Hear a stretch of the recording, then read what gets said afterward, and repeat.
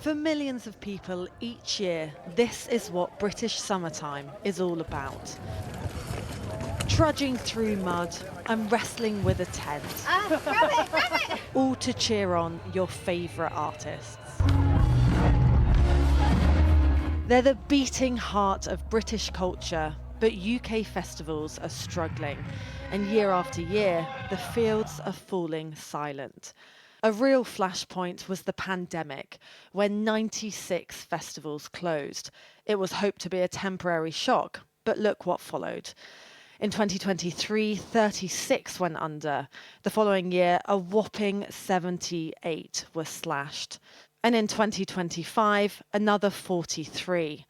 This year, of the roughly 600 music festivals still standing, 35 have already been axed before gates even opened.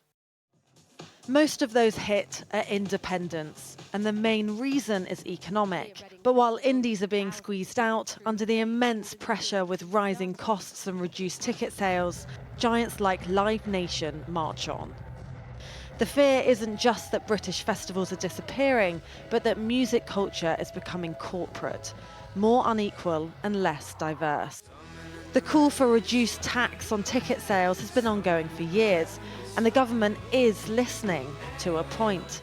Prime Minister Andy Burnham has said he would lower business rates for pubs, clubs and live music events by 20% from April. This is, to me, our heritage. It's working class culture.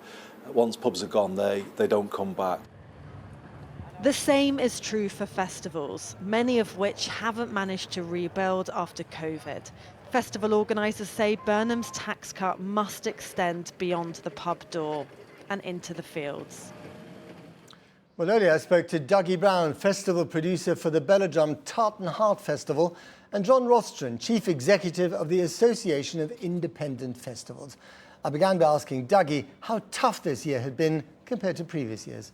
Yeah, do you know what? Well, we've had an incredible weekend and, lots of challenges, as always happens at a festival site. But, yeah, even though we've had a great year, it gets tougher and tougher every year. I think, I think people maybe don't quite always appreciate the kind of the vast amount of work and expense that goes on to putting on festivals, and costs increase year on year. And, the reality is we're aware in a cost of living crisis that our customers, we can't always pass on all those price increases. So yeah, those margins and those differences between increases and what we can pass on get bigger and bigger. What needs to happen for you not to have to worry about that, other than many, many more people coming to your festival next year? Yeah, well, it's not even many more people, because we're not that far off a sellout. We had a great spike in sales in the last couple of weeks, but it is just the costs keep on increasing, and whether that be artist costs or production costs, freelancers, staffing.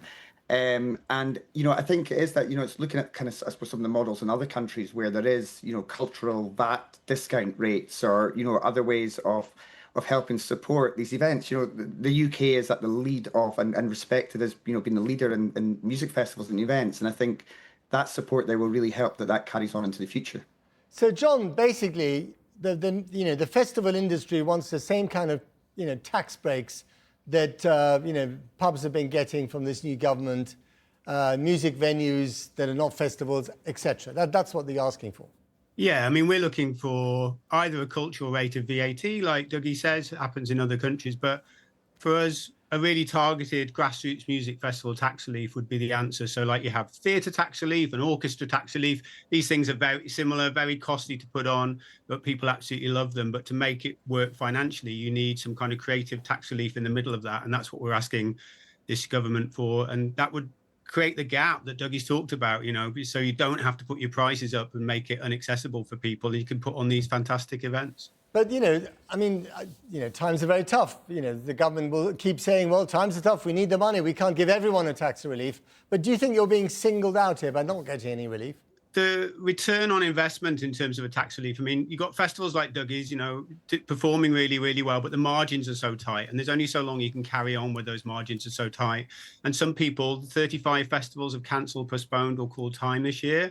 We don't want to see those festivals collapsing. And we actually think with the relief, new festivals would start up, small festivals would start up. So yes, it's an investment from the government into this sector, but I think they would be rewarded by an abundance of of businesses that are based all across the four nations of the UK, you know, putting money into their local economy. So it's a good investment if Andy Burnham's watching now.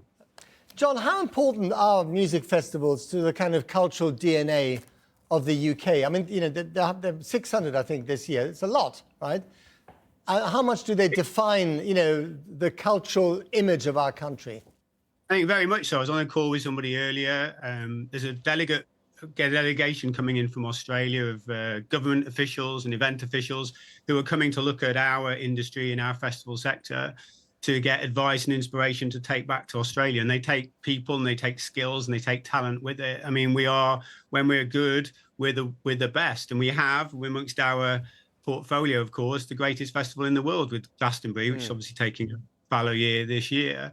But it's these independent events. You know, yes, there's 600 festivals this year. The majority of them, and that's what people want to go to in their villages and their towns and their communities, are vitally important to developing new talent, new skills, front of house, back of house. Like I say, also putting pounds and pence into hotels and other local businesses. And on that point, I mean, I think the decline in festivals since 2021 is like 35% or so. So if this decline continues, what happens to the new talent that you might discover at your festival, for instance? I think 100%. I think, you know, we look at the artists that have graced our stages in the early stages of their career. We've had the likes of Lewis Capaldi's, Sam Fender's, Emily Sandys, all playing at the very early stages. And the music festivals are a huge, very important part of that ecosystem that gets the superstars of tomorrow. So, yeah, it's a big picture with everything connected. John and Dougie, thank you very much to both of you. Thank you. Thank you.